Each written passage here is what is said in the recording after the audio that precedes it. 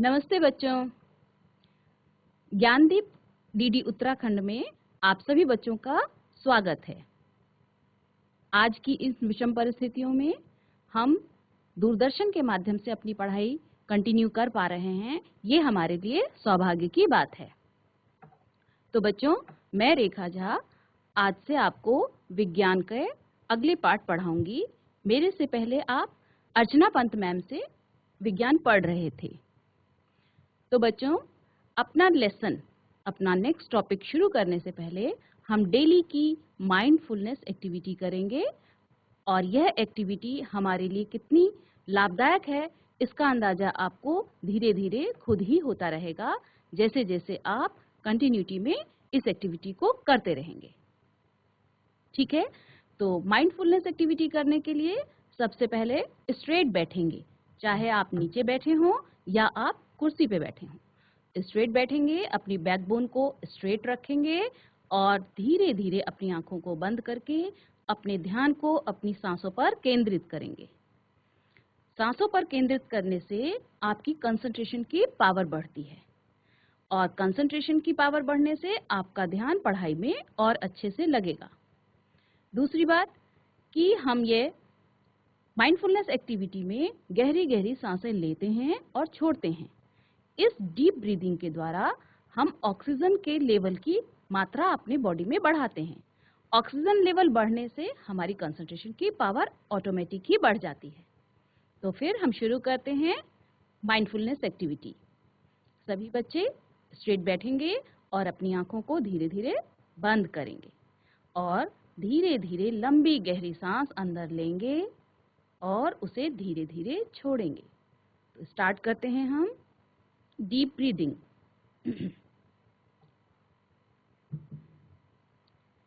Inhale, exhale, inhale, exhale, inhale, exhale, inhale, exhale, inhale, exhale. अपनी दोनों हथेलियों को रगड़ेंगे, आंखों को बंद रखेंगे और दोनों हथेलियों को रगड़ने के बाद अपनी आंखों के ऊपर रखेंगे और धीरे धीरे अपनी आंखों को खोलेंगे। अब आप अपने हाथ को नीचे रख सकते हैं। तो बच्चों, आपने महसूस किया होगा कि इस एक्टिविटी से मन को कितनी शांति मिलती है। लगा ना ऐसा आपको? अब हम अपने नेक्स्ट टॉपिक को कंटिन्यू करने के लिए जो टॉपिक हमने कल पढ़ा था बच्चों, उसी को हम आगे कंटिन्यू करेंगे। उसे कंटिन्यू करने से पहले चलिए हम थोड़ा सा रिकैप कर लेते हैं। ठीक है, एसिड, बेसिस एंड सॉल्ट्स के टॉपिक को हम आगे कंटिन्यू करेंगे रिकैप के साथ। ओके बच्चों? तो बच्चों, इस चैप्टर में आगे बढ़ने से पहले जो हमने पीछे पढ़ा उसका एक बार रिकैप कर लेते हैं। तो हमने पढ़ा एसिड्स आर सार इन टेस्ट। एसिड जो होते हैं वो टेस्ट में खट्टे होते हैं। Bases are bitter in taste and soapy in nature. Basis जो होते हैं वो स्वाद में कसैले होते हैं और छूने पर वह साबुन की चिकनाई का एहसास कराते हैं। We can find acids in fruits like lemon, orange, tamarind, vinegar, आंवला etc. एसिड्स हमको किन किन में मिलता है? लेमन में, ऑरेंज में, टैमरिंड में और विनेगर आदि में। ठीक, we find bases in baking soda, soap, lime water, toothpaste etcetera. और बेसिस को हम किस में देख सकते हैं? बेकिंग सोडा में, सोप में, लाइम वाटर में चूने का पानी और टूथपेस्ट आदि में। How to test if a substance is acid और बेस? By indicators. मतलब एसिड और बेस की पहचान हम किससे कर सकते हैं? इंडिकेटर्स के द्वारा। और इंडिकेटर्स नेचुरल रूप से 3 प्रकार के होते हैं: टर्मरिक, चाइना रोज और लिटमस सॉल्यूशन या litmus paper. Means the common natural indicators are turmeric, China rose, litmus solution and litmus paper. Acids के कॉमन एग्जाम्पल क्या क्या पढ़े हमने? HCl, citric acid, ascorbic acid, tartaric acid, nitric acid etcetera. और basis के common examples क्या क्या पढ़े हमने? Ammonium hydroxide, calcium hydroxide, sodium hydroxide etcetera. अब एसिड्स की यूज ये हमने कहाँ कहाँ पढ़ा? डाइजेशन में यूज होता है। Ascorbic acid as a vitamin C, इसको हम डेली खाने में यूज करते हैं। नाइट्रिक एसिड फर्टिलाइजर्स में यूज करते हैं। और ऐसे ही बेसिस को हम कहाँ कहाँ यूज करते हैं ये भी हमने पढ़ा। Making of soap, use in baking, making antacid etcetera. मतलब सोप बनाने में बेस का यूज होता है, बेकिंग में बेस का यूज होता है, और एंटासिड बनाने में भी बेस का यूज होता है। चलिए अब हम बढ़ते हैं आगे। बच्चों, अभी तक हमने नेचुरल इंडिकेटर्स के बारे में पढ़ा, पर नेचुरल इंडिकेटर के अलावा सिंथेटिक इंडिकेटर भी होते हैं, जिन्हें हम मैनमेड इंडिकेटर भी बोलते हैं। ऐसे ही एक इंडिकेटर है phenolphthalein indicator. फिनोल्फ्थालीन indicator turmeric indicator की तरह ही काम करता है। मींस फिनोल्फ्थालीन इंडिकेटर एसिड्स के साथ किसी प्रकार का रिएक्शन शो नहीं करता है और बेस के साथ वह पिंक कलर देता है। Phenolphthalein indicator is colorless in acid solution and phenolphthalein indicator gives pink color in basic solution.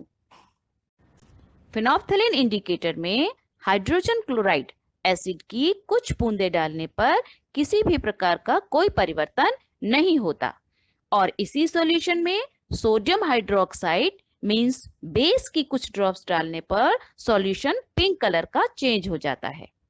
ठीक, फिर इसी सॉल्यूशन में हम फिर से कुछ एसिड की बूंदें डालें तो सॉल्यूशन फिर से रंगहीन हो जाता है, और इसी में फिर से हम बेस की कुछ ड्रॉप डालें तो सॉल्यूशन फिर से पिंकिश हो जाता है। तो यहाँ पर हम ये देखते हैं कि एसिडिक सॉल्यूशन में जब हमने ड्रॉप बाय ड्रॉप बेस मिलाया तो एसिड की प्रॉपर्टीज को बेस ने न्यूट्रलाइज कर दिया, और इसी सॉल्यूशन में मतलब बेसिक सॉल्यूशन में जब हमने ड्रॉप बाय ड्रॉप एसिड मिलाया तो एसिड ने बेस की प्रॉपर्टीज को न्यूट्रलाइज कर दिया और सॉल्यूशन का कलर रंगहीन हो गया। It means the acids and bases are chemically opposite substances. So when an acid is mixed with a base, they neutralizes effect of each other. बच्चों, न्यूट्रलाइजेशन और सॉल्ट्स को अच्छे से समझने के लिए आपको एलिमेंट्स और कंपाउंड्स की जानकारी भी होनी चाहिए, इसलिए मैं आपको यहाँ पर एलिमेंट्स और कंपाउंड्स के बारे में कुछ जानकारी दे रही हूँ। बच्चों, नेचर में 100 से ज्यादा ऐसे सब्सटेंसेस हैं जिन्हें ना तो केमिकली इंटरकन्वर्ट किया जा सकता है और ना ही और छोटी इकाई में तोड़ा जा सकता है। इन्हें हम एलिमेंट्स कहते हैं। आप इन्हें बड़ी क्लासेस में पीरियोडिक टेबल में पढ़ेंगे। इनके एग्जाम्पल्स हैं हाइड्रोजन, ऑक्सीजन, नाइट्रोजन आदि। इंटरकन्वर्ट का मतलब है आपस में बदलना। इसे एक एग्जाम्पल से समझते हैं। जैसे हाइड्रोजन को ऑक्सीजन में कन्वर्ट नहीं किया जा सकता, इसी तरह हाइड्रोजन या ऑक्सीजन को तोड़कर कोई और सब्सटेंस भी नहीं बना सकते। बच्चों, इस अर्थ पर सारी चीजें इन्हीं एलिमेंट्स से मिलकर बनी होती हैं। जैसा हमने अभी पढ़ा कि हमारे आसपास सभी सब्सटेंस एलिमेंट से मिलकर ही बने हैं, तो ऐसे सब्सटेंसेस जो 2 या 2 से ज्यादा एलिमेंट से मिलकर बनते हैं उन्हें बोलते हैं कंपाउंड्स। और बच्चों, जैसा आप देख सकते हैं कि वाटर, जिसको H2O केमिकल फॉर्मूला से दर्शाया गया है, केमिकल फॉर्मूला बताता है कि उस कंपाउंड में कौन कौन से एलिमेंट्स प्रेजेंट हैं। यहाँ H2O बताता है कि वाटर हाइड्रोजन और ऑक्सीजन से मिलकर बना है। चलिए याद करते हैं कुछ कॉमन कंपाउंड्स को। फर्स्ट, वाटर, इसका फॉर्मूला है H2O। नेक्स्ट, हाइड्रोक्लोरिक एसिड, इसका फॉर्मूला है HCl, H capital, C capital and L small. Next है सल्फ्यूरिक एसिड। सल्फ्यूरिक एसिड को दर्शाया गया है H2SO4। हाइड्रोजन कैपिटल है S और O भी कैपिटल है। Nitric acid HNO3। Carbonic acid H2CO3। Sodium hydroxide NaOH। Potassium hydroxide KOH। बच्चों, हमने जिन एसिड्स के बारे में अभी पढ़ा उनमें से कुछ स्ट्रॉन्ग एसिड्स होते हैं और कुछ वीक एसिड्स होते हैं। All the acids can be divided into two groups, strong acids and weak acids. Hydrochloric acids, sulfuric acid and nitric acids are strong acids. On the other hand, acetic acid, formic acid, citric acid, tartaric acid and carbonic acids are some of the weak acids. और खाने में जो भी acid हम use करते हैं, जिन भी खाने की वस्तुओं में एसिड होता है, वो सभी वीक एसिड्स होते हैं, इसीलिए वो हमें किसी प्रकार का नुकसान नहीं पहुंचाते। बच्चों, एसिड्स की ही भांति बेसिस भी स्ट्रॉन्ग और वीक होते हैं। Like acids, bases can also be strong और weak. Some of the strong bases and weak bases are given in table. देखिए टेबल में क्या है। स्ट्रॉन्ग बेसिस में सोडियम हाइड्रोक्साइड और पोटेशियम हाइड्रोक्साइड, और वीक बेसिस में कौन कौन से हैं? Calcium hydroxide, ammonium hydroxide, sodium carbonate, magnesium hydroxide और सोडियम हाइड्रोजन कार्बोनेट। तो अभी हमने वीक और स्ट्रॉन्ग एसिड और बेस के बारे में जाना। अब हम एसिड और बेस में क्या डिफरेंस होता है उसको भी इस टेबल में देख लेते हैं। तो एसिड्स और बेस में डिफरेंस में फर्स्ट है, acids have sour taste and base have bitter taste. Means acid खट्टा होता है और बेस कसैला होता है। Second, acids are not soapy to touch, bases feel soapy to touch. मतलब एसिड छूने पे सोप जैसा नहीं लगता और बेस को छूने पर वह साबुन की चिकनाई का एहसास कराता है। Third, acids turn blue litmus to red. Acid blue litmus को रेड में कन्वर्ट कर देता है और bases turns red litmus to blue, और बेसिस जो हैं वो रेड लिटमस को ब्लू में बदल देते हैं। बच्चों, अभी तक हमने देखा कि एसिड्स एंड बेसिस हमारे क्या काम आते हैं, पर बच्चों आपके लिए आश्चर्य की बात होगी कि जब हम देखेंगे कि एसिड और बेस को मिलाने से भी हमारे बहुत से काम होते हैं जिन्हें हम अपनी लाइफ में रोज करते हैं पर शायद जानते नहीं। चलिए देखते हैं कि अगर एसिड और बेसिस को मिलाएं तो क्या होता है। चलिए तो देखते हैं कि अगर एसिड और बेस को मिलाया जाए तो क्या होता है। फर्स्ट, जब हम एसिड और बेस की सही मात्रा मिलाते हैं तो दोनों एक दूसरे की प्रॉपर्टीज को न्यूट्रलाइज कर देते हैं। न्यूट्रलाइज मतलब खत्म कर देना। इसका मतलब एसिड में यदि जलाने की प्रॉपर्टी है तो बेस मिलाने के बाद एसिड की जलाने की क्षमता खत्म हो जाएगी। इसी तरह बेस की भी प्रॉपर्टीज न्यूट्रलाइज हो जाती है। इसे बोलते हैं हम न्यूट्रलाइजेशन रिएक्शन, यानी एसिड और बेस को मिलाने से न्यूट्रलाइजेशन रिएक्शन होती है। दूसरा, दोनों के मिलने से वाटर यानी पानी बनता है और उस पानी में घुला होता है एक नया सब्सटेंस, मतलब एक नया पदार्थ जिसे हम सॉल्ट बोलते हैं। और तीसरा, जिस बीकर में हम एसिड और बेस को मिलाते हैं हम देखेंगे कि वो बीकर गर्म हो जाता है, जिसका मतलब एसिड और बेस को मिलाने से हीट भी निकलती है। तो इसका मतलब एसिड और बेस को मिलाने से तीन चीजें होती हैं। एक वाटर निकलता है, दूसरा सॉल्ट बनता है और तीसरा हीट निकलती है। बच्चों, दो या दो से ज्यादा सब्सटेंस को मिलाने से जब नया सब्सटेंस बनता है तो इस प्रोसेस को बोलते हैं केमिकल रिएक्शन। चलिए इसे एक एग्जाम्पल से देखते हैं। हाइड्रोक्लोरिक एसिड यानी HCl, इसको जब हम सोडियम हाइड्रोक्साइड यानी NOH में मिलाते हैं तो इस केमिकल रिएक्शन में बनता है सोडियम क्लोराइड यानी NaCl प्लस वाटर यानी H2O, और इसके साथ हीट भी निकलती है। यहाँ HCl एसिड है और NaOH बेस है और दोनों के रिएक्शन से बनता है पानी और NaCl जो कि सॉल्ट है। बच्चों, एसिड और बेस को मिलाने से जो न्यूट्रलाइजेशन होता है उसका बहुत यूज है। जैसे जब मधुमक्खी या चींटी काट लेती है तो वो हमारी बॉडी में फॉर्मिक एसिड डाल देती है जिससे हमें दर्द होता है, और चूना जो बेस है उसे लगाने से एसिड और बेस मिलते हैं और न्यूट्रलाइजेशन रिएक्शन होती है जिससे एसिड का असर खत्म हो जाता है। बच्चों, जैसा हमने second lesson nutrition in animal, उसमें हमने डाइजेस्टिव सिस्टम में भी देखा कि हमारे पेट में हाइड्रोक्लोरिक एसिड होता है जो खाना पचाने यानी डाइजेशन में हमारी मदद करता है। पर कभी ऐसा भी होता है कि ज्यादा तला खाना खाने की वजह से हमें एसिडिटी हो जाती है, जिससे हमारे पेट में दर्द होता है। बच्चों, एसिडिटी का मतलब होता है पेट में ज्यादा एसिड बनना, यानी पेट में हाइड्रोक्लोरिक एसिड की मात्रा बढ़ जाती है और इसे न्यूट्रलाइज करने के लिए हम एंटासिड लेते हैं। दरअसल एंटासिड्स आर बेसिस, जैसे मिल्क ऑफ मैग्नीशिया, जिससे एसिड की प्रॉपर्टीज न्यूट्रलाइज हो जाती है और हमें दर्द में आराम मिल जाता है। बच्चों, ज्यादातर एंटासिड्स में milk of magnesia he use होता है। बच्चों, आपको पता होगा कि आजकल खेती करने से पहले किसान लोग सॉइल टेस्टिंग करते हैं। सॉइल टेस्टिंग के लिए किसान अपने खेत से अलग-अलग जगहों से थोड़ी मिट्टी ले जाते हैं और टेस्टिंग लैब को देते हैं।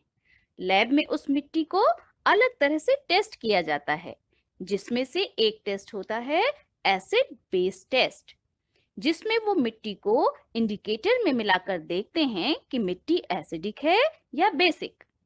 बच्चों, कई बार ज्यादा फर्टिलाइजर डालने की वजह से मिट्टी एसिडिक हो जाती है, क्योंकि फर्टिलाइजर में नाइट्रिक एसिड होता है और ज्यादा एसिडिटी प्लांट्स ग्रोथ के लिए ठीक नहीं होती। इसलिए सॉइल की एसिडिटी कम करने के लिए हम मिट्टी में कैल्शियम हाइड्रोक्साइड मींस चूना मिलाते हैं, जो कि एक बेस है जिससे एसिडिटी न्यूट्रलाइज हो जाती है। बच्चों, इसी तरह इंडस्ट्रीज से भी वेस्ट निकलता है, जिसे हम इंडस्ट्रियल वेस्ट बोलते हैं। उसमें भी एसिड्स या बेसिस हो सकते हैं। जैसे सोप बनाने की फैक्ट्री से जो वेस्ट निकलता है वो बेसिक नेचर का हो सकता है, और इसी तरह बैटरी बनाने की फैक्ट्री से जो वेस्ट निकलता है वो एसिडिक हो सकता है। बच्चों, अगर ये वेस्ट नालों या तालाबों में मिला दें तो वहां रहने वाले जानवर मर सकते हैं। इसलिए इंडस्ट्रियल वेस्ट को रिलीज करने से पहले उनका नेचर चेक करके उनमें एसिड या बेस मिलाया जाता है, ताकि वो न्यूट्रलाइज हो सकें और तालाब या नालों में रहने वाले जानवरों को नुकसान ना हो। बच्चों, आप में से कुछ ने एसिड रेन के विषय में सुना होगा। चलिए इसको समझते हैं और देखते हैं कि इसका कारण क्या है। बच्चों, जब हम अपने आसपास रोज फॉसिल फ्यूल जलते देखते हैं तो फॉसिल फ्यूल मीन्स कोयला और तेल जो हमें जमीन के नीचे से मिलता है। ज्यादातर फैक्ट्रियों में फॉसिल फ्यूल का ही इस्तेमाल होता है। पर बच्चों, फॉसिल फ्यूल को जलाने से नाइट्रोजन डाइऑक्साइड और सल्फर डाइऑक्साइड गैसेस निकलती हैं। नाइट्रोजन डाइऑक्साइड और सल्फर डाइऑक्साइड गैसेस जब हवा में ऊपर जाती हैं तो बादलों में पानी के साथ रिएक्शन करके नाइट्रिक एसिड और सल्फ्यूरिक एसिड बनाती हैं, जो कि स्ट्रॉन्ग एसिड्स हैं। बच्चों, जब बारिश होती है तो ये एसिड्स पानी के साथ नीचे आता है और पृथ्वी के पानी को एसिडिक बना देता है। बारिश का पानी सभी जगह गिरता है और आखिर में नदी, तालाबों, ग्राउंड वाटर में मिल जाता है, जिससे पीने का पानी भी प्रदूषित हो जाता है। चलिए देखते हैं एसिड रेन के क्या इफेक्ट्स हो सकते हैं। बच्चों, आपने सुना ही होगा कि ताजमहल का रंग खराब हो रहा है। साइंटिस्ट इसका कारण एसिड रेन बताते हैं। दरअसल बारिश का एसिडिक वाटर संगमरमर के साथ रिएक्शन करके उसका रंग बदल सकता है। यह एसिडिक पानी पेड़ के पत्तों पर भी गिरता है, जो उन्हें नुकसान पहुंचा सकता है। इसी तरह बारिश का पानी नदी तालाबों में जाता है, जहां पानी में रहने वाले जानवरों को नुकसान हो सकता है। बच्चों, बारिश का पानी जब जमीन में जाता है तो मिट्टी की एसिडिटी बढ़ा देता है, जिससे उपजाऊ भूमि खराब हो सकती है। चलिए बच्चों, हमने आज क्या क्या पढ़ा एक बार उसे रिकैप कर लेते हैं। Man-made indicators are called synthetic indicators. Example, phenolphthalein, it turns base to pink and has no change with acid. Second, which are common elements? Example, hydrogen, oxygen, nitrogen, etc. Third, what are compounds? Compounds क्या होते हैं? Chemical bonding of two or more elements forms a compound. Next, few common compounds are H2O, hydrochloric acid, sulfuric acid, etc. Next, which are weak acids? Weak acid कौन कौन से पढ़े? Citric acid, tartaric acid, ascorbic acid, etcetera. Which are strong acids? Strong acids के example पढ़े हमने, hydrochloric acid, sulphuric acid, nitric acid, etcetera. And which are weak bases? Weak bases के example पढ़े हमने, calcium hydroxide, ammonium hydroxide, sodium carbonate, etcetera. Which are strong bases? Strong bases के example पढ़े हमने, sodium hydroxide, potassium hydroxide, etcetera.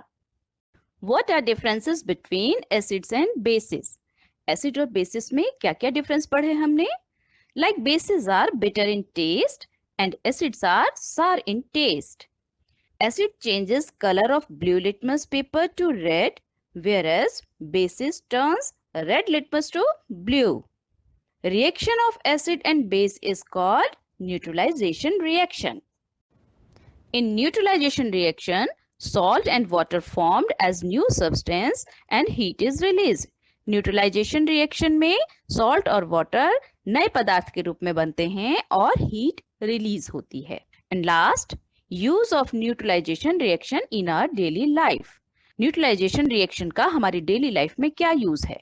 तो इसका एक example है कि जब चींटी हमें काट लेती है तो हम वहां पर कैल्शियम हाइड्रोक्साइड मींस चूना यूज करते हैं, जिससे कि पेन रुक जाता है. चलिए बच्चों, अब रिवीजन कर लेते हैं, कुछ ट्रू फॉल्स और कुछ फिल इन द ब्लैंक्स के रूप में. Now let's start.